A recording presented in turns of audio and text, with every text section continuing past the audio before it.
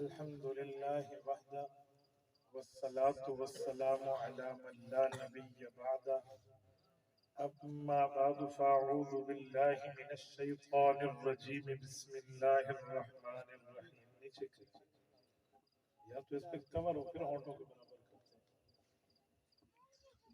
ہیں أما بعد فأعوذ بالله من الشيطان الرجيم بسم الله الرحمن الرحيم محمد رسول الله والذين معه أشداء على الكفار رحماء بينهم تراهم ركعا سجدا يبتغون فضلا من الله ورضوانا سيماهم في وجوههم من أثر السجود ذلك مثلهم في التوراة ومثلهم في الإنجيل عن عويمر بن سائدة الأنصاري رضي الله تعالى عنه قال قال رسول الله صلى الله عليه وسلم إن الله اختارني واختار لي أصحابي رواه الإمام الهمام الحاكم في مستدركه صدق الله العظيم وبلغنا رسوله النبي الأمي الكريم ونحن على ذلك لمن الشاهدين والشاكرين والحمد لله رب العالمين. معزز ساتھیو، آج 10 اکتوبر 2021 جو 11 اکتوبر 2021 میں بدلنے والی ہے، آج کا پروگرام حضرت مولانا محمد افضل صاحب نے ہم سے عشاء کی نماز کے بعد طے کیا تھا۔ بھول مجھ سے ہوئی، میرے ذہن میں نہیں رہا کہ میں ان کا پروگرام لکھ لوں، حالانکہ ہمارا بھائیوں والا تعلق بڑا ایک عقیدت کا تعلق ہے، نیاز مندی کا۔ میں نے یہ تاریخ لودرا میں مدرسہ مدینۃ العلم قبول والا میں دے دی، بالکل میرے ذہن سے نکل گیا۔ ہمارے یہاں کروڑ میں ایجنسی ہے بھائی محمد اشرف کی، پیٹرول کی، انہوں نے مجھے واٹس ایپ پر ایک اشتہار بھیجا اور مجھے کہا مفتی صاحب آپ آئیں گے عشاء کا کھانا میرے پاس۔ میں نے انہیں کہا میں نے تو اس تاریخ کو آنا ہی نہیں ہے۔ اچھا، پہلے انہوں نے میسج کیا، میں نے کہا میں نے نہیں آنا۔ انہوں نے کہا جی میری دکان کے سامنے اشتہار لگے۔ میں نے کہا آپ بولتے ہیں تاریخ میں یہ لفظ نہیں ہوگا 10 اکتوبر۔ انہوں نے جا کر تصویر کھینچی اور مجھے واٹس ایپ کی۔ یقین مانے میں حیران ہو گیا۔ میں نے کہا اتنا بڑا مولانا افضل صاحب نے اشتہار چھاپا ہے، میرے علم میں بھی نہیں ہے۔ میں نے ان کو نہ کر دیا، میں نے کہا بھول گیا، یہ 10 مارچ ہوگا، وہ 10 نومبر ہوگا جو ہم نے ان کو ڈیٹ دی ہوئی ہے۔ اس کے بعد مولانا کا فون آ گیا اور مولانا نے مجھے کہا مول صاحب ہم نے وہ تاریخ کینسل نہیں کی تھی، فلاں کینسل کی، وہ آپس میں غلط فہمی ہو گئی۔ تو میں نے کہا اچھا میرا وعدہ ہے، اگر میں نے کہا تو میں آؤں گا۔ آج صبح میں جتوئی سے نکلا، مولانا یحییٰ عباسی دامت برکاتہم کے مدرسے سے۔ میں وہاں سے 12 بجے نکلا ہوں۔ 1 بجے آ کر ہم نے جتوئی شہر میں کھانا کھایا ہے اور 1:30 بجے میں اچ شریف انٹرچینج سے موٹر وے پر آیا اور وہاں سے میں آ کر کبیر والا ممدال میں 3 بجے آ کر بیان کیا۔ 5 بج گئے وہاں پر۔ 5 بجے میں وہاں سے نکلا، 5 بجے میں کبیر والا سے نکل کے لودرا گیا۔ لودرا بیان کر کے میں 8:25 پہ لودرا سے چلا اور آپ کے سامنے۔ یہ صرف خالصتاً اللہ کا کرم ہے کہ بغیر کسی تھکاوٹ کے اللہ نے پہنچا دیا۔ اب میں اگلی بات کروں تو آپ حیران ہوں گے، آپ کہیں گے لیٹ کیا۔ میں راستے میں وضو تازہ کرنے کے لیے بھی رکا ہوں، راستے میں میرے شاگرد نے چائے پینی تھی، کھانا کھانا تھا، اب اسے نہ کھلاؤں تو گاڑی چلے گی کیسے، تو اس نے کھانا بھی کھایا، لیکن اس دوران اللہ نے پہنچا دیا۔ یہ کیوں سنا رہا ہوں اسٹوری؟ زندگی میں میری روٹین ہے، میں نے کبھی نہیں سنا۔ یہ اس لیے سنا رہا ہوں کہ آپ مولانا افضل پر بے اعتمادی نہ کرنا، یہ نہ کہنا کہ انہوں نے تاریخ نہیں لی تھی، مفتی صاحب کو مجبور کر کے بعد میں بلایا، لوگوں کو تکلیف ہوئی۔ ان کی غلطی نہیں ہے، بھائی رفیق کی نہیں ہے، یہ میری بات ہے جو میں نے آپ کے سامنے رکھا، اور یہ عذر میں نے رکھا ہے۔ تو عزت دار آدمی عذر قبول کرتا ہے، اگر آپ عزت دار بنتے ہیں تو عذر قبول کر لیں، نہیں تو اپنا فیصلہ کرتے ہیں۔ نہیں، آپ عزت دار ہیں، اللہ آپ کو خوش رکھے۔ توجہ ہے؟ اس کا معنی نہیں توجہ ہے؟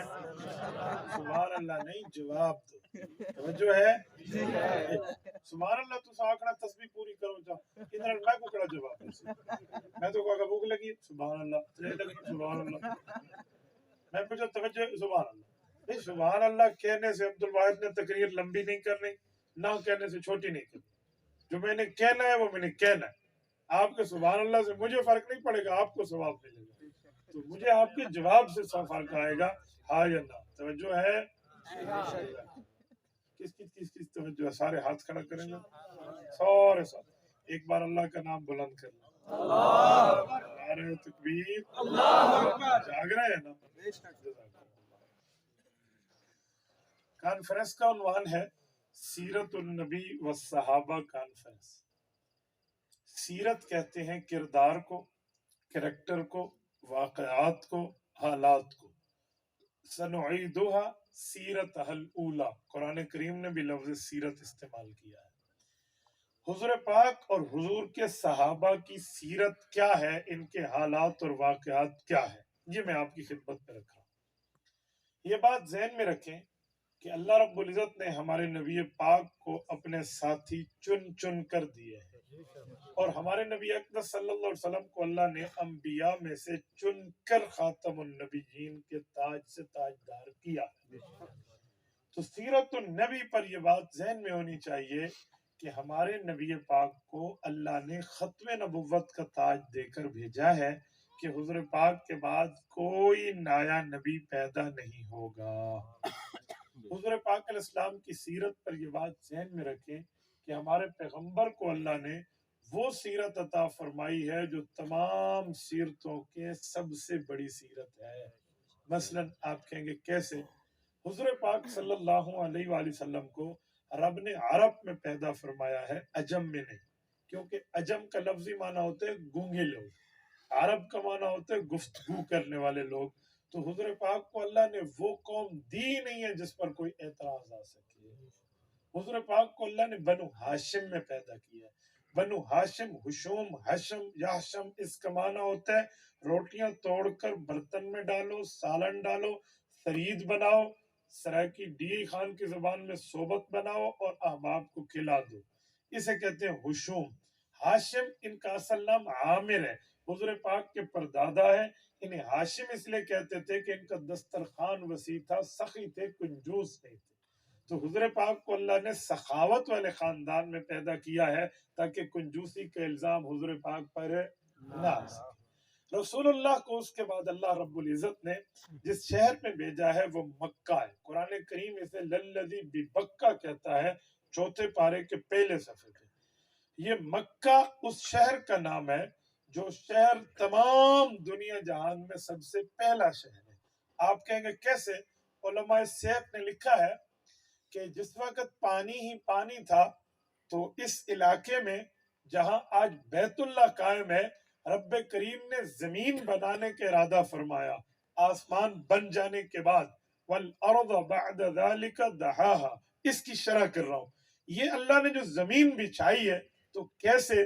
کہا جس جگہ بیت اللہ قائم ہے یہاں ادھر سے ایک پانی کی لہر، ادھر سے ایک پانی کی لہریں آپس میں یوں ٹکرائی، جیسے پانی ٹکرتا ہے یوں ٹکری، اس سے جھاگ بنی، جھاگ خشک ہوئی، خشکی پھیلتی گئی، زمین بنتی گئی، جس جگہ لہریں ٹکری تھی آج وہاں بیت اللہ قائم ہے۔ سبحان اللہ۔ یہ وہ شہر ہے جو تمام شہروں میں سب سے اعلیٰ ہے، تو اس شہر کو اللہ کے رسول کا جائے ولادت قرار دیا ہے۔ یہ بھی حضور پاک کی سیرت کا حصہ۔ اس سے آگے چلیں تو سرور کائنات کو جو نام دیا ہے وہ نام ہے محمد۔ سب کہہ دو صلی اللہ علیہ وسلم۔ آپ مماتی تو نہیں بیٹھے، آپ درود نہیں پڑھتے، کہہ دے صلی اللہ علیہ وسلم۔ اب ہم دیوبندی، ہمارا نظریہ ہے ادھر سے درود پڑھیں گے کون لے جائیں گے؟ بولیے بولیے کون لے جائیں گے؟ اور حضور پاک کی قبر پہ پڑھیں گے آقا سنیں گے۔ بھائی ہم تو درود پاک کے قائل ہیں، تو حضور پاک کا نام ہے محمد صلی اللہ علیہ وسلم۔ تو یہ نام کیسے ملا؟ مستدرک کی روایت ہے، لما ولد النبی صلی اللہ علیہ وسلم سماہ عبد المطلب محمدہ، حضور پاک علیہ الصلوۃ والسلام جب پیدا ہوئے تو دادا نے نام محمد رکھا، فقیل یا ابا الحارث، پوچھا گیا اے عبد المطلب، ما حملک علی ان تسمع محمدا، یہ نام تو آباء و اجداد میں کسی کا نہیں ہے، آپ نے اس نو مولود جو ابھی پیدا ہوئے ہیں اس شخصیت کا نام محمد کیوں رکھا ہے؟ تو انہوں نے فرمایا محمد کا معنی ہے تعریف والا، اردت ان یحمدہ اللہ فی السماء ویحمدہ الناس فی الارض، میں چاہتا ہوں اللہ آسمان میں اور عوام اس کی زمین میں تعریفیں کرے۔ ہمارے پاک پیغمبر کو یہ نام بھی اللہ نے چن کے دیا۔ اس کے بعد جو ہمارے پاک پیغمبر کے معاملات ہیں، جو کردار ہے، جو سیرت ہے، جو احوال ہیں، جو چرچے ہیں، جو باتیں ہیں، وہ بھی چنی چنائی ہے۔ آپ کہیں گے کیسے؟ ایک ایک موقع پر رسول پاک صلی اللہ علیہ وسلم کے ساتھ اسپیسیفک معاملہ آیا ہے۔ تاریخ الخلفاء میں امام سیوطی رحمۃ اللہ تعالی علیہ فرماتے ہیں حضرت ابوبکر صدیق کلمہ پڑھنے سے پہلے ملک شام میں تھے، وہاں پر ایک خواب دیکھا، وہاں تورات انجیل کے عالم موجود تھے، ان کے پاس ابوبکر گئے اور انہیں خواب بتایا تو حضرت صدیق اکبر کو اس خواب والے تعبیر والے نے خواب کی تعبیر دی کہ ایک شخص آئے گا تیرے علاقے میں ہوگا، انت وزیر اللہ فی حیاتی و خلیفتہ فی بعد مماتی، آپ اس کی دنیاوی زندگی میں اس کے ساتھی بنیں گے اور اس کے دنیا سے پردہ فرما جانے کے بعد آپ امت میں ان کے جانشین بنیں گے۔ تو رسول پاک صلی اللہ علیہ وسلم کے پاس آئے اور آ کر حضرت ابوبکر صدیق نے جب یہ حضور پاک کو دیکھا تو حضور پاک سے پوچھا مد دلیل علی ما تدعی، آپ نے دعوے نبوت پیش کیا، آپ اس کے ثبوت پیش فرمائیے۔ تو حضور نے فرمایا الدلیل علی ما ادعی رؤیا کلتی رأیتہ فی الشام، اور دلیلیں چھوڑ اپنے شام کے خواب کو دلیل سمجھ۔ تو ادھر ایک سوال ہوتا ہے کہ ابو بکر نے دلیل تو نہیں مانگی، ایمان ویسے لائے، اور اس حدیث سے پتہ چلتا ہے کہ ابو بکر نے دلیل مانگی، تو اب وہ بات سچی ہے کہ بلا دلیل مانے ایمان لایا تھا، یا یہ بات سچی ہے کہ دلیل مانگ کر ایمان لایا تھا؟ تو دونوں سچی ہیں۔ آپ کہیں گے کیسے؟ میں ایک بات کرتا ہوں، مولانا افضل صاحب مجھے کہتے ہیں بچہ یہ حافظ ہے، اس سے سن لو۔ سامنے آیا، میں نے کہا بیٹا ایک سورت سنا دے، ان نے سورت سنا دی۔ میں نے اس لیے نہیں پوچھا کہ مولانا افضل نے جھوٹ بولا ہے، بلکہ میں نے اس لیے پوچھا تاکہ ان سے سن کے مزید برکت ہو جائے۔ ابو بکر نے دلیل نہیں مانگی، یہ جو بات کی ہے اپنی اسلام کے مزید بابرکت ہونے کے لیے۔ تو دونوں باتیں ٹھیک ہے۔ حضور پاک کی سیرت پر ایک بات یہ بھی داخل ہے کہ سرور کائنات صلی اللہ علیہ وسلم کو اللہ نے اس کتاب سے نوازا ہے جو کتاب تمام جہانوں کی سردار کتاب ہے، اور یہ ایسی کتاب ہے جس کو اللہ نے کتاب اللہ، کلام اللہ فرمایا ہے۔ اس سے پہلے تورات ہے، اس سے پہلے زبور ہے، اس سے پہلے انجیل ہے، اس سے پہلے صحائف ہے، لیکن ان کی حفاظت کی قسم اللہ نے نہیں کھائی، ان کی حفاظت کرنے کا ذمہ اللہ نے نہیں اٹھایا۔ قرآن کریم حضور پاک پہ اترا تو اس کی حفاظت کے لیے رب کریم نے فرمایا اِنَّا نَحْنُ نَزَّلْنَا الذِّكْرَ وَإِنَّا لَهُ لَحَافِظُونَ۔ اس پیارے پیغمبر سے محبت یہ ہے کہ اس پہ نازل ہونے والی کتاب کی حفاظت کرنے کی ذمہ داری بھی ہماری ہے۔ اچھا آپ اس پر ایک بات اور ذہن میں رکھیں، رسول پاک کو یہ کتاب ملی ہے اور اس کتاب کا مقام اور مرتبہ، اس کتاب کا درجہ، حیثیت اور ویلیو اس حد تک ہے کہ قرآن کریم حفظ ہو کر سینوں میں آ جاتا ہے۔ تورات ہم سے پہلے آئی ہے، 3500 سال پہلے قرآن کریم کے نزول سے تورات آئی ہے، 600 سال پہلے انجیل، اور کم و بیش اس سے تھوڑا زائد زبور آئی ہے۔ آپ اس دھرتی پر کوئی ایک حافظ تورات کا نہیں دکھا سکتے، انجیل کا نہیں دکھا سکتے، زبور کا نہیں دکھا سکتے، اور یہاں لائن لگ جاتی ہے حفاظ کتنے ہوتے ہیں۔ آج میں کبیر والا میں تھا، 50 قراء کو نے میرے ہاتھوں سے انعام دلوایا، تو میں نے کہا کہ میں آج کے دن میں خوش قسمت ہوں کہ میں نے آج ان لوگوں سے ہاتھ ملایا ہے جن سے میرا اللہ راضی ہے۔ ایسے تو قرآن سینے میں نہیں آتا، مذاق تو نہیں ہے۔ میں نے کہا لوگ صدر وزیر اعظم سے ہاتھ ملا کر کہتے ہیں جی ایسا فلانے نال ہاتھ ملایا ہے، بھئی ہاتھ اس سے ملائیں جو تمہارا قیامت میں شفیع ہے۔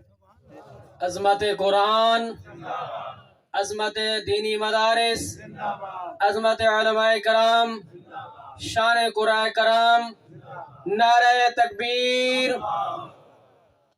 قرآن کریم ایسا مقام اور مرتبہ رکھتا ہے کہ یہ حفظ ہو جاتا ہے۔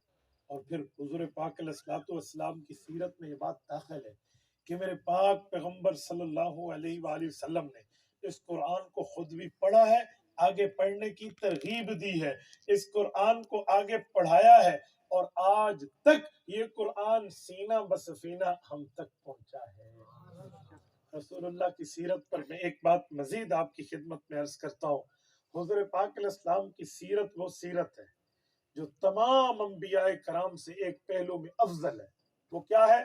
جتنے انبیاء کرام آئے ہیں ان میں سے کوئی نبی حضور کے ماں سوا ایسا نہیں ہے جس کی تمام سیرت محفوظ ہے۔ نہیں سمجھ، پیدائش تا وفات اٹھنا کیسا تھا، بیٹھنا کیسا تھا، گفتگو کیسے تھی، سلام دعا کیسے تھی، تلاوت کیسے تھے، آداب کیا تھے، اخلاق کیا تھے، معاملات کیا تھے، طور و اطوار کیا تھے، آپ علیہ الصلوۃ والسلام حالت جنگ میں کیسے، حالت امن میں کیسے، امام ہیں تو کیسے، حضور پاک علیہ السلام خاوند ہیں اپنی بیویوں کو تو کیسے، والد ہیں اپنی اولاد کو تو کیسے، بھائی ہیں اپنی رضائی بہن اور بھائی عبداللہ بن حارث اور انیسہ کے تو بھائی ہونے میں کیسے، حضور پاک بھتیجے ہیں اپنے چچاؤں کے تو بھتیجا ہونا کیسے، رسول پاک صلی اللہ علیہ وآلہ وسلم اور بھتیجے ہونے کے بعد بھانجے ہیں حضرت برہ کے بیٹوں کے تو کس طرح رسول اللہ نے اپنی بیٹیوں سے معاملہ کیسا رکھا، بیویوں سے معاملہ کیسا رکھا، سسرال کی عزت اور احترام کو کیسے بجا لائے، اولاد کی خدمت کرنے کا طریقہ لوگوں کو کیسے سمجھایا، تجارت کے معاملات، عبادت کے معاملات، حقوق اللہ کی باتیں، حقوق العباد کی باتیں، قرآن پاک کی تشریح و تفسیر و تعویل اور حدیث پاک کی شرح، شان ورود و شان و نزول، اور قرآن کریم میں اور شریعت نبوی پر عمل پیرا ہو کر بندے کو گناہوں سے توبہ کرا کے زندگی میں مضبوط رکھنا، اور توبہ کے بعد دنیا کے حالات اس نے کیسے گزارنے ہیں، اور اس دنیا چھوڑ کے جو جائے گا تو آخرت میں اس کا مقام کیسے ہے، یہ تمام باتیں محفوظ ہیں۔ انبیاء میں تو صرف آپ کے اور میرے نبی کی محفوظ، اس کے علاوہ نہیں ملتا۔ اور یہ وہ چیزیں ہیں جو میرے نبی کی سیرت کو باقی انبیاء کی سیر سے ممتاز کر دیتے ہیں۔ کیوں؟ ہمارے پیغمبر امام الانبیاء ہے۔ اب امام الانبیاء کون ہوتا ہے؟ آپ جانتے ہیں، امام اسے کہتے ہیں جب وہ ٹھہرتا ہے اس کے آگے بھی کوئی نہیں ہوتا اور اس کے شاباش، پیچھے بھی کوئی نہیں ہوتا، اس کے آگے بھی کوئی نہیں ہوتا، اس کے برابر بھی کوئی نہیں ہوتا۔ یہ میں نے کیوں پوچھا آپ سے؟ اسی وجہ سے کہ پتہ چلے کہ لوگ کیسے بیٹھے ہیں، جاگتے ہیں یا سوئے بیٹھے ہیں۔ تو سوتے رہو، حق کہتے سچ، حق کہتے سچ، ہاں اب سوئے رہے مزہ۔ خدا کے بندے اگر امام کے پیچھے کوئی نہ ہو امام ہوں گے، امام کے پیچھے کوئی نہ ہو امام ہوتے پہلے مار کھاتے امام دیکھو تو پیچھے کوئی نہیں، ایسے قصور بھی آپ کی نہیں ہے، تاریخ بدل گئی ہے، 11 اکتوبر ہو گیا۔ تو امام وہ ہوتا ہے جس کے آگے تو آگے برابر بھی کوئی نہیں ہے۔ اللہ رب العزت نے آپ کے اور میرے پاک پیغمبر کو مصلی امامت دے کر بتایا حضور پاک کا رتبہ یہ ہے، حضور کے آگے تو آگے برابر بھی کوئی نہیں۔ تو رسول پاک صلی اللہ علیہ وسلم کا رتبہ ہے۔ اب سیرت النبی، سیرت صحابہ پہ آتے ہیں۔ سیرت صحابہ پر یہ بات یاد رکھیں کہ صحابہ، صحابی صحبت سے نکلا ہے۔ صحبت کا معنی ایمان کے بعد جس نے پیارے پیغمبر کی زیارت کی ہے، حضور پاک کے شاگرد بنا ہے، رسول اللہ کی صحبت میں رہا ہے، وہ اس دھرتی پر حضور کا صحابی ہے۔ اور صحابیت پر یہ بات ذہن میں رکھیں کہ حضور پاک آئے، نبوت ختم ہوئی، حضور تشریف لے گئے، صحابیت ختم ہوئی۔ کیا مطلب؟ حضور کے آنے کے بعد نیا نبی نہیں ہے، حضور کے جانے کے بعد نیا صحابی نہیں ہے۔ صحابیت کی سیرت پر یہ بات ذہن میں رکھیں کہ صحابی اس دھرتی پر وہ افضل شخص ہے جس کو میرے اللہ نے اپنے پاک پیغمبر کی رفاقت کے لیے خود چنا ہے۔ میں نے عویمر بن سعدہ رضی اللہ عنہ کی حدیث پڑھی ہے یہ مستدرک علی الصحیحین میں حدیث پاک موجود ہے. اللہ رب العزت کے پیارے پیغمبر فرماتے ہیں ان اللہ اختارنی واختار لی اصحابی، میرے اللہ نے نبوت میں ختم نبوت کے لیے انبیاء کے اندر مجھے چنا ہے اور میری رفاقت میں میرے صحابہ کو چن کے مجھے دیا. یہ بات ذہن میں رکھنا، پیغمبر کا کوئی صحابی ہو وہ اللہ کا چنا ہوا ہے، اللہ کا چنا ہوا ہے. اسی لیے تو کہتے ہیں ہر صحابی نبی سارے ایک بار کہہ دو مولانا آپ کہلوا دیں ان کو. یہ وہ عقیدہ ہے جس کو یاد کرنا چاہیے.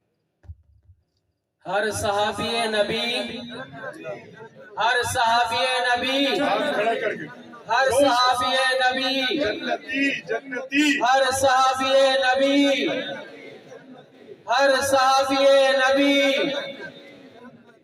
یہ میں نے کیوں کہلوایا ہے؟ اس سے کئی اعتراض صاف ہو جائے. وہ کیا ہے؟ یہ ایسی باتیں لوگ کرتے ہیں صحابہ کے بارے میں کہ لوگوں کے دلوں میں نعوذ باللہ بغض آ جائے. Allama Khalid Mahmood P H D London رحمۃ اللہ تعالی علیہ موجود تھے. کسی نے کہا حضرت معاویہ نے حضرت علی کے ساتھ جنگ کی ہے. حضرت نے فرمایا پھر بھی صحابی ہے. انہوں نے کہا خون ہوا ہے، کہا پھر بھی صحابی ہے. کہا لڑائی ہو گئی، کہا پھر بھی صحابی ہے. کہا حضرت بڑے بندے کوئی قتل کوئی شہید ہو گئے، کہا پھر بھی صحابی ہے. انہوں نے کہا مجھے سمجھ نہیں آیا. کہا صحابی ہے، صحابی کو رضی اللہ عنہ کہتے ہیں. ایسی دلیل لا جس سے صحابیت ختم ہو جائے پھر تیری بات مانوں. گھر کی بات تھی، لڑائی ہوئی تو لڑائی بتاتا ہے. بے ایمان دل کی بات نکال. امام حسن نے صلح بھی تو کی ہے. سبحان اللہ سبحان تجھے اللہ. لڑائی نظر آتی ہے، صلح نہیں دکھتی. تجھے لڑائی نظر آتی ہے، پیار نہیں دکھتا.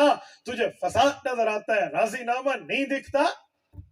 شان صحابہ، شان اہل بیت، شان آل رسول، عظمت صحابہ، نعرہ تکبیر.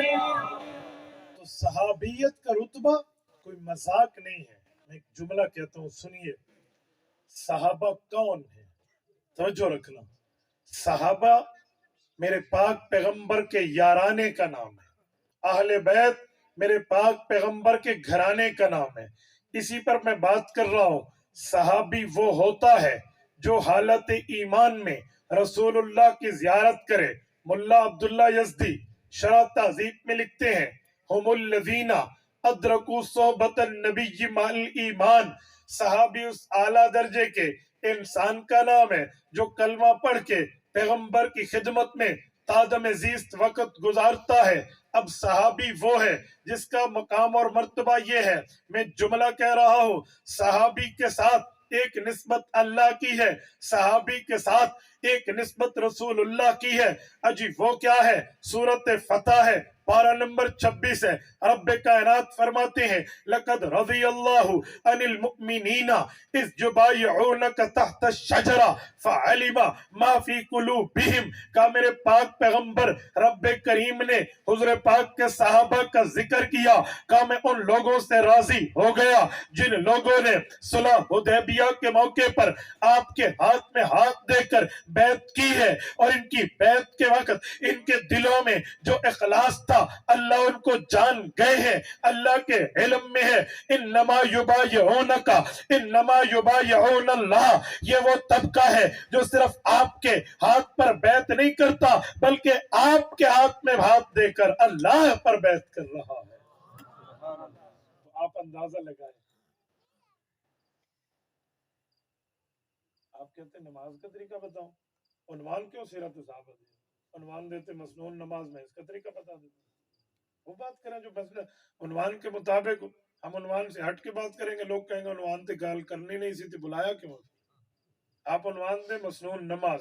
اللہ کی قسم تکبیر تحریمہ سے لے کر سلام تک آپ کو حدیث سے ہم نماز سمجھائیں گے. اس میں کون سا مسئلہ؟ انما یبایعونک انما یبایعون اللہ. یہ وہ لوگ ہیں جنہوں نے صرف آپ کے ہاتھ پر بیعت نہیں کی، اللہ کی بیعت انہوں نے کی ہے. میں بات یہ کر رہا تھا پیغمبر کے صحابہ وہ ہیں گویا جن کا ایک ہاتھ اللہ کے ہاتھ میں ہے، ایک ہاتھ رسول اللہ کے ہاتھ میں ہے، ایک ہاتھ خدا، ایک ہاتھ مصطفیٰ کے ہاتھ میں ہے۔ میں اس پر جملہ سمجھانے کے لیے کہتا ہوں، چھوٹے بچے بیٹھے ہیں، بازار جائیں گھم جائیں گے، لہٰذا طریقہ یہ ہے باپ انگلی پکڑ لے، وہ کبھی نہیں گھومے گا، کیوں کہے گا میری انگلی میرے ابو کے ہاتھ میں تھی۔ اے لوگو یہ بات تو آپ سمجھتے ہو کہ انگلی اگر ابو کے ہاتھ میں ہو تو پھر بچہ گم نہیں جاتا، بچے کی حفاظت ہو جاتی ہے۔ لیکن میں ایک بات پوچھتا ہوں، جن صحابہ کا ایک ہاتھ اللہ کے ہاتھ میں ہے، ایک ہاتھ رسول اللہ کے ہاتھ میں ہے، وہ کیسے اسلام سے نعوذ باللہ پھر؟ اور سنیں میرے پاک پیغمبر کے صحابہ وہ ہیں جن کے لیے قرآن کریم کہتا ہے ان کا استاذ کون ہے؟ وہ رسول اللہ ہے، اور یہ شاگرد کون ہے؟ اولئک حزب اللہ، یہ اللہ کا لشکر ہے۔ ان کی کتاب کیا ہے؟ نصاب کیا ہے؟ سلیبس کیا ہے؟ پڑھتے کیا ہے؟ کہا کتاب اللہ، ذالک الکتاب لا ریب فیہ، یہ قرآن پڑھتے ہیں۔ اچھا کہاں پڑھتے ہیں؟ بیت اللہ، اللہ کے گھر میں پڑھتے ہیں۔ یہ چار چیزیں یاد رکھ لینا۔ صحابہ وہ ہیں جن کا استاذ، بولیے استاذ رسول اللہ، شاگرد یعنی صحابہ حزب اللہ، اللہ کا لشکر، ان کا نصاب کتاب اللہ قرآن کریم، اور ان کے مدرسے کا نام بیت اللہ۔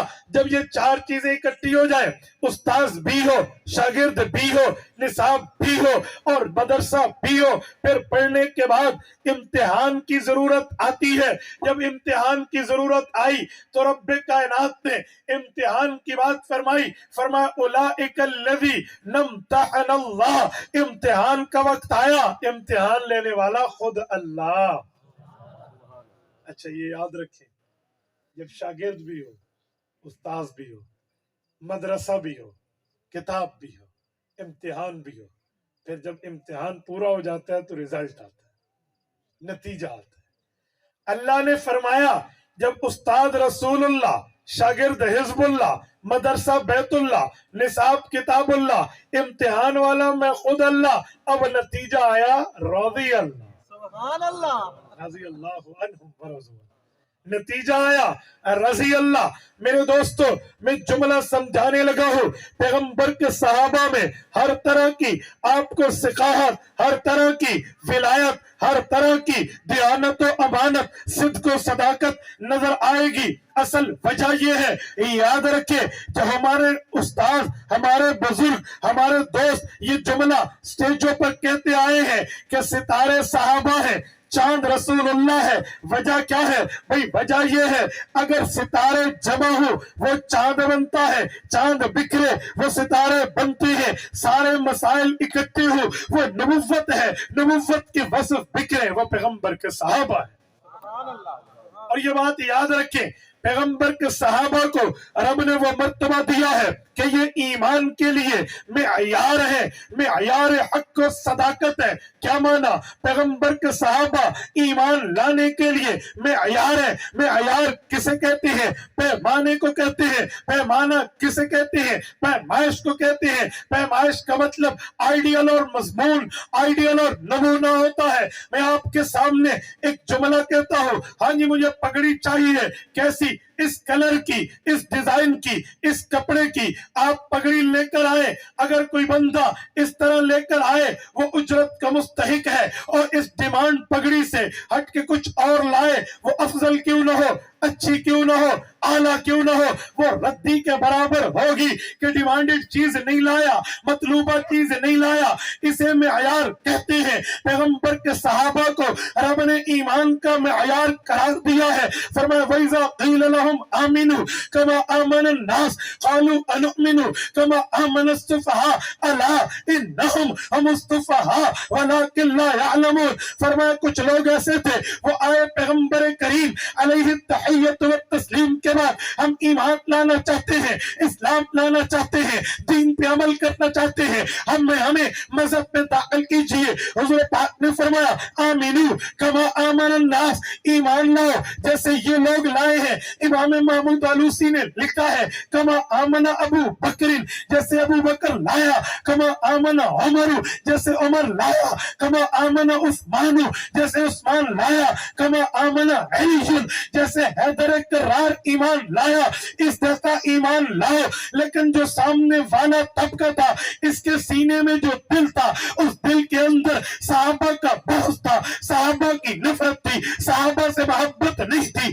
ایمان نصیب کیسے ہوتا؟ لیا کے دوستو، جس شخص کے سینے میں دل ہو، دل میں پیغمبر کے صحابہ اہل بیت کی محبت نہ ہو، وہاں نفرت ہو، خدا کی قسم اس سینے کے دل میں ایمان داخل نہیں ہو سکتا، اسلام داخل نہیں ہو سکتا، شریعت داخل نہیں ہو سکتی، قرآن داخل نہیں ہو سکتا۔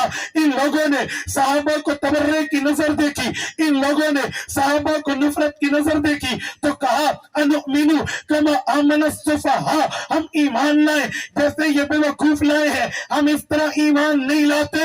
لیا کروڑ کے دوستو، رب کریم کی آیت اٹھائے، اللہ رب العزت نے ان کو جواب دیا ہے۔ پاک پیغمبر کے جواب سے پہلے رب کریم نے جواب دیا، فرمایا صحابہ کرام کو، پیغمبر کی جماعت کو، پیغمبر کے یہانی کو، پیغمبر کے شاگردوں کو، پیغمبر کے مریدوں کو، پیغمبر کے جانثاران، وفاداران، تابعداران، حبداران جماعت کو بے وقوف کہو گے۔